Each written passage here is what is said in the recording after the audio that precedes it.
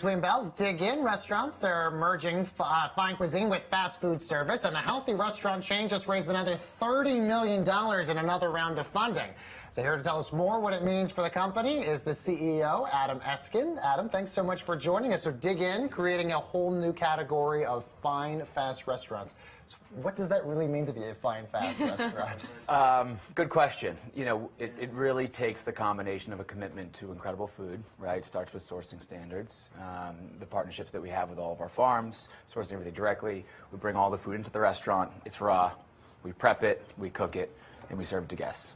We have chefs in all of our restaurants out of necessity, so we're cooking real food every day. And in terms of the hospitality piece, there was a moment in time where a lot of these fast food businesses were trying to just move people through a line. Right, kind of just get them in and out. Just get them in and out.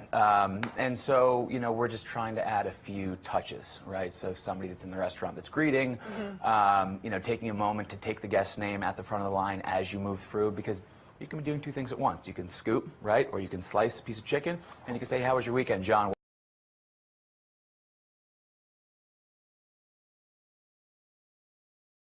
Possible. So there's been, you know, fast casual was this big trend, but do you think millennials are fueling this new type of like experience-based, fine, fast dining that we want? We want that experience. Yeah, I wouldn't say necessarily exclusively, but I think for the most part, expectations have just gone up, right? So it feels like every year that passes, it's higher and better sourcing standards that become more ubiquitous.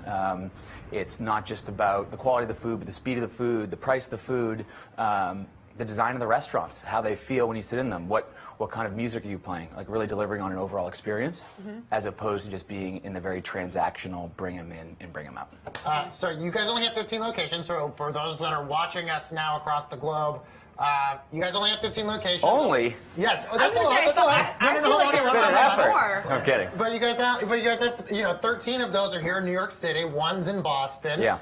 So with the $30 million in funding that you guys just got, is the goal to expand to more locations in more places? Yeah, all of the above. So we're going to continue to expand here in New York.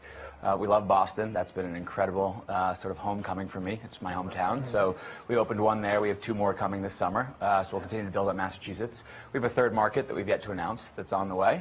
West Coast? Not sure yet. You know, 3,500 miles away. It's a little bit. It's yes. a little bit of work. Well, we know a lot of people 3,500 miles away. Yes, we do. So, and then, you know, we've got a bunch of investments in tech and infrastructure, building out our leadership team. You know, in order to do what we do every day and the complexity associated with what we do, it just requires a lot of work. So a lot of it has to do with just the foundation associated with what does it take to get from 15 to 20, 20 to 25, 25 to 30. You know, the caveat, though we've raised this amount of capital, is we don't want to move too quickly. You know, because we're doing everything from scratch every day, one of the things that we've learned over the years is you go too quickly, we call it speed kills. And, you know, if we start growing our business too quickly, the wheels can start to fall off the bus. So we want to do it deliberately and thoughtfully.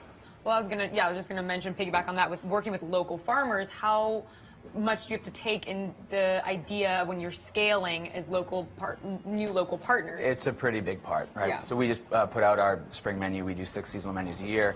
We spent a bunch of time sourcing broccoli leaf. We finally found somebody who's willing to do broccoli leaf for us exclusively out of Virginia, right?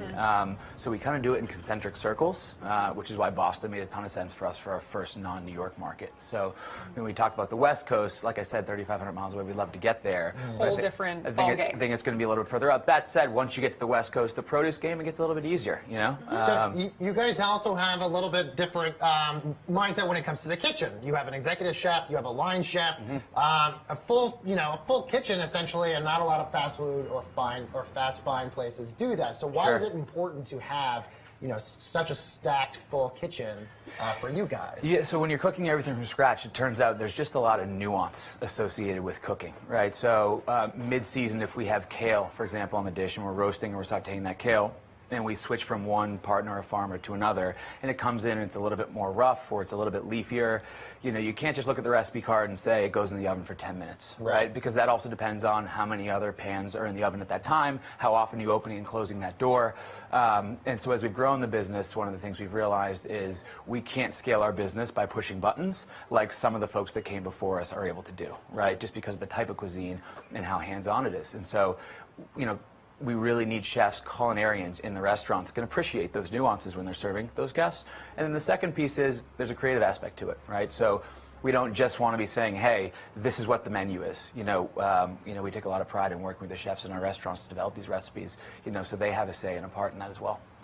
So Adam, you are the CEO and founder. Do you actually get involved in some of these menu items? Do you taste everything? Is there a taste test that has to go through you? There are multiple taste tests. Okay, and you're involved. But you're the final taste buds. Yeah, you're the one that makes the final cut. Yeah, look, we have a very collaborative in the field because we have 500 or 600 people working in the restaurants today, and they're the people that make it.